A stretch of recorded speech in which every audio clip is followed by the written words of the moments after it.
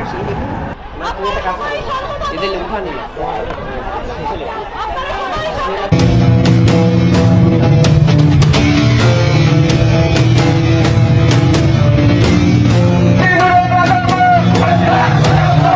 অনুসন্ধানের প্রধান চরিত্র গণ অধিকার পরিষদের সদস্য সচিব নুরুল হক নুরু। কাঁথাবালিশ নিয়ে লঞ্চে সদরঘাটে নামা যে নুরুর এক সময় 3 বেলা ভাত জুটত না, সেই নুরু এখন পরিবার নিয়ে হেলিকপ্টারে চলাফেরা করে। চরের ভাঙা ঘর ভেঙে নতুন পাকা ঘর উঠেছে। হাঁটা চলা দেখলেই বোঝা যায় পকেটটা এখন আগের চেয়ে অনেক বেশি গরম। নুরুকে নিয়ে অনুসন্ধান করতে গেলে বেশ কিছু চরিত্র সামনে চলে আসবে, যাদের অনেকে চায়ের দোকানদার থেকে শিল্পপতি, পাঙ্গাস মাছ বিক্রেতা থেকে কয়েক শত কোটি টাকার মালিক বনে গিয়েছেন। কয়েক বছরের ব্যবধানে নুরুর বিকাশে ভিক্ষা বৃদ্ধি, সরকারি অর্থ আত্মসাৎ আর তদবির বাণিজ্যে সবার আগে কপাল খুলেছে নুরুর বাবা ইদ্রিস হাওলাদারের।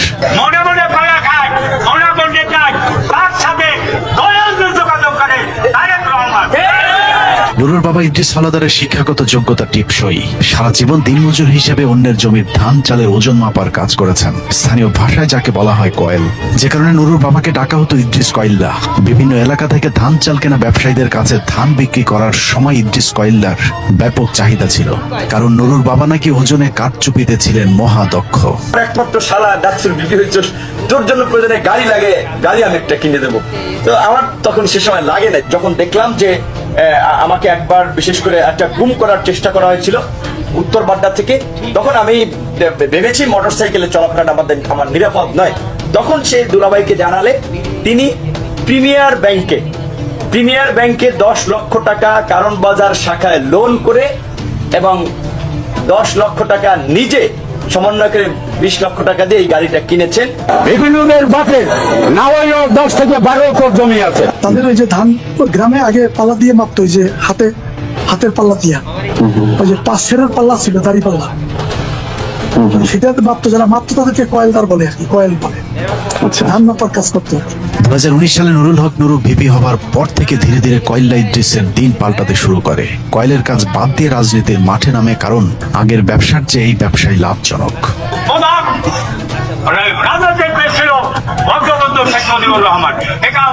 যদি আমি বলি ছিল না, তাই আমি ভুলের রাজ্যে বসবাস করি।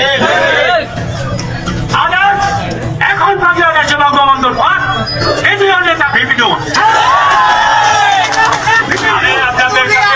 নুরুর বাবা ইদ্রিস হাওলাদারের মতো মামা, চাচা, ভাগ্নে এবং শ্বশুর বাড়ির লোকজনদেরকে নিয়ে গলা চিপায় এক নুরুতন্ত্র প্রতিষ্ঠিত হয়েছে, যেখানে ক্ষমতাসীন দল বিএনপির নেতা কর্মীরাও চরমভাবে কোণঠাসা হয়ে পড়েছে।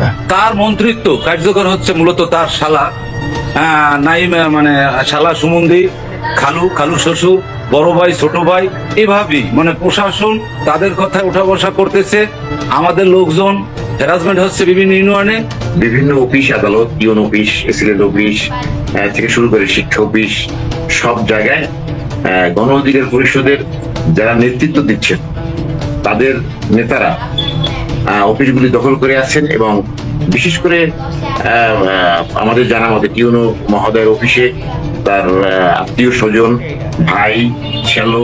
50 মিনিটসের অনুসন্ধানে নুরুর আত্মীয় স্বজনের ব্যাপক অপকর্মের তথ্য উঠে এসেছে। এলাকায় দখল, চাঁদাবাজি থেকে শুরু করে স্থানীয় সকল সরকারি কাজে নুরুর পরিবারের লোকেদের বাইরে কারো কোনো কথা বলার সুযোগ নেই।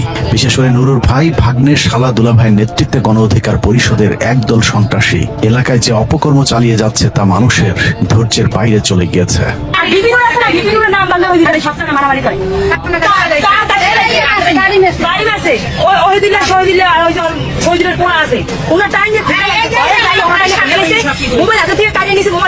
আমার স্বামীর বাড়ি দিয়ে পূর্বে ধারাই শুকাইছে, বাসের উপর দৌড়িয়ে তাদের দৌড়িয়ে গরমে ঢুকছে। আমার দাদার দাদাই ইসলাম কামাল সে বিপুলের নাম ভাঙাইয়া আমাদের 10 এলাকার ভিতরে সে অনেক পাওয়ার দেখায়, দাপট দেখায়, পর্বত খাটাইয়া আমাদের ঘর বাড়ি লুটপাট করে। এই দেখে আমার বড় ভাই সে ঢাকা গেছে, হ্যাঁ, ঘরটা লুটপাট করে ভাঙচুর করে নিয়ে গেছে। মালামাল নিচ্ছে, আমার ভাই বউ, আমার ওয়াইফ তার কানের থেকে দুল নিচ্ছে স্বর্ণের, আমার ভাই বউর কানের থেকে দুল নিচ্ছে, ঘর দর ভাঙে যা পাইছে হাতের দ্বারা সব নিয়ে গেছে। সম্প্রতি তারেক রহমানের স্বপ্নের ফ্যামিলি কার্ড প্রকল্পে নিয়োগ পরীক্ষায় নুরুল হক নুরু এক অভিনব প্রতারণার আশ্রয় নিয়েছিল। পরীক্ষায় অংশগ্রহণ করেনি এমন প্রার্থীদেরকেও উত্তীর্ণ করা হয়েছে, অথচ যারা পরীক্ষায় সর্বোচ্চ নম্বর পেয়েছে এমন প্রার্থীদেরকেও তালিকা থেকে বাদ দেওয়া হয়েছে। দোষপুরা উপজেলায় বিগত দিন যারা ছাত্রদল করেছে, বিএনপির সাথে যুক্ত ছিল, সাধারণ লোকজন সহ অনেকেই এই পরীক্ষায় অংশগ্রহণ করেন, কিন্তু সেই পরীক্ষায় রিটেন ভাইভায় টেকার পরেও দলীয় লোক বিএনপি যারা যারা করে তাদেরকে বাদ দিয়ে নতুন করে আওয়ামী লীগের লোকজনকে, গণ অধিকারের লোকজন এখানে ঢুকিয়েছেন। মুখ দেখে এই নামগুলো উপজেলার সমস্যা পরিষদ এবং এই উপজেলা নির্বাহী বিচারের মাধ্যমে এই নামগুলো টিকানো হয়েছে। এটা পুরোটাই দুর্নীতি হয়েছে।